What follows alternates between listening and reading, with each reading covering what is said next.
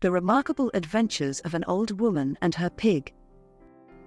A little old woman, who lived in a house, too small for a giant, too big for a mouse, was sweeping her chambers, though she had not many, when she found, by good fortune, a bright silver penny. Delighted she seized it, and dancing a jig, exclaimed, "With this money I'll purchase a pig." So saying, away to the market she went, and the fruits of her fortunate sweeping she spent on a smooth-coated black-spotted curly-tailed thing, which she led off in triumph, by means of a string. But how shall I paint her vexation and toil, when, in crossing a meadow, she came to a stile, and found neither threats nor persuasions would do, to induce Mr. Piggy to climb or creep through? She coaxed him, she stroked him, she patted his hide, she scolded him, threatened him, thumped him beside, but coaxing, and scolding, and thumping proved vain, whilst the evening grew dark, and 'twas likely to rain. The dame, out of patience, now cried in a fright to a dog which came up, "Pray, give Piggy a bite, and over the stile, sir, compel him to go, or here I may stay till 'tis midnight, you know." This request Mr. Bow Wow, of course, must have heard, but he silently stood, without saying a word. "Well, well," said the dame, "I'll be even with you, unkindness like this you may happen to rue." Then pausing and anxiously looking around, she saw a stout crab stick lie flat on the ground. "Kind stick," she exclaimed, "I entreat you to flog this cruel, regardless, unmannerly dog, who will not bite Piggy, though plainly you see, my pig will not stir, and there's no home for me."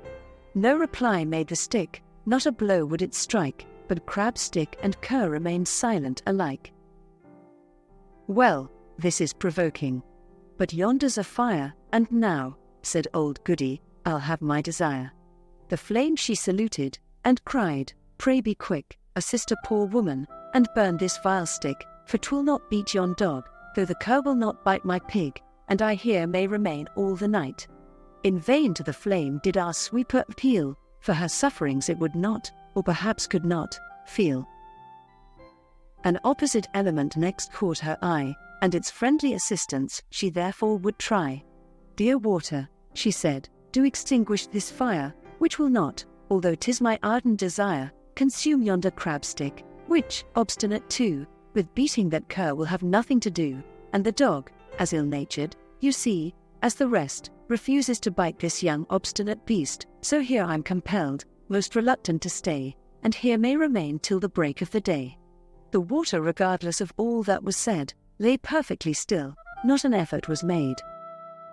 So next to an ox her attention she turned, and telling him how her entreaties were scorned, by the dog, by the stick, by the flame, and the flood, she said, "I beseech you, great sir, be so good, as to drink up this water, which every one knows, could have put out the fire with ease, if it chose. Oh, grant me this favor, do pity my plight, or here in the fields I must stay all the night." The ox was unmoved, not an eye would he turn, though no flood would extinguish, no fire would burn, no crab stick would give Mr. Bow Wow a blow, nor would he compel the pig forward to go. Then kindling with rage Piggy's mistress cried out, "Oh, here comes a man, he'll avenge me no doubt." So once more relating her pitiful story, she said, "In the death of that ox I should glory, now therefore, good butcher, the animal kill, I'll thank you, I'll bless you, indeed sir I will."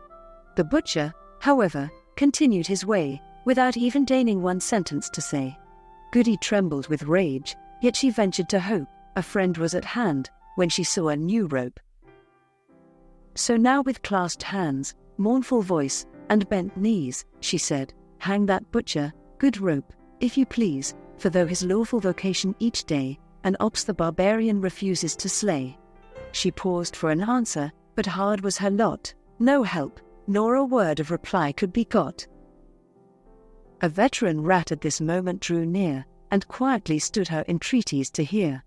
So curtsying low, "I entreat," said the dame, "by your grandfather's beard and your grandmother's fame, by the conquests your father and uncles have won, and the deeds which both you and your brethren have done, that your worship will not disappoint my fond hope, but graciously gnaw and destroy yonder rope, which, spite of a moving and melting harangue, refuses that obstinate butcher to hang." But in the rat no assistance was found, and Goody's last hope seemed to fall to the ground. But now kind Dame Fortune at length interfered, and a fierce-looking cat in a moment appeared, a cat which was hungry, and ready to slay, for supper, whatever might come in his way. No sooner had, therefore, old Goody repeated the slights with which all her petitions were treated, than Mr. Grimalkin, espousing her cause, seized the ill-natured rat in his terrible claws. "Oh, spare me," he squeaked, "and the rope I'll destroy." But when he began his sharp teeth to employ, the rope to hang up the cross butcher prepared, and the butcher, that moment, most terribly scarred, at the head of the ox aimed a death-giving blow. But submission is better than death, we all know. So away, at full speed, the wise animal ran, to drink up the water. The water began the flame to extinguish, but now 'twas the turn of the fire the ill-natured crab stick to burn. "Hold, hold," said the stick, "I am going to flog most soundly that obstinate cur of a dog."